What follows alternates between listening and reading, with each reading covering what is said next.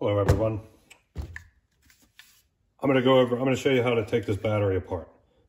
It's a Ryobi battery. I had another video on how to fix if your battery won't accept the charge. Generally the voltage gets too low. Actually, this was the battery that we used for the last video, so I'll take that tape off. So you have 1, 2, 3, 4, 5 T10, and these are tamper-proof or security Torx. They have a little pin, raised pin in the center. So you need a Torx that has a hole in it right there. So the first thing that we're going to do is we need to pop this little cap out. So it's actually easier to use a right angle pick, I find, instead of a straight pick.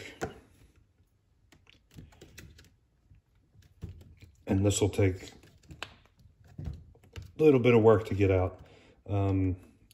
Just be aware that if you pull this out, you take the battery apart, Ryobi's going to say that it voids your warranty.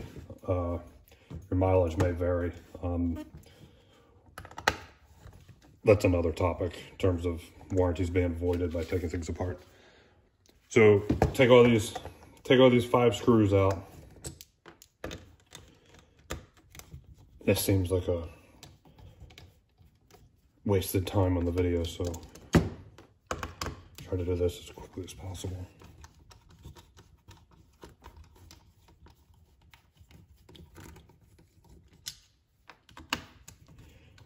I guess I could have took them all out, left one of them in ahead of time. That's not fun.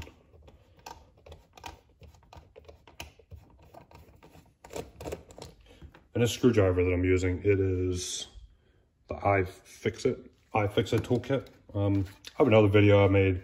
It's one of the first couple YouTube videos I ever made. It's a pretty good kit. So now that we have all the screws out, you'll see that this is loose. So you can either use a pick. Picks are sharp, so only use them when you need them. So you want to come in here and kind of work this loose. These are the tabs. These are the tabs that you push in to release the battery. Come in here, work those loose, and then eventually you'll be able to slide this, kind of work that up. And there you have it. Putting it back together is kind of the same. Slide that over, make sure that your pins come through, your contacts, whatever you want to call them. Put your screws in. Don't forget the screw on the top here. Put your little cap back in there when you're done. And that's it. Thanks for watching.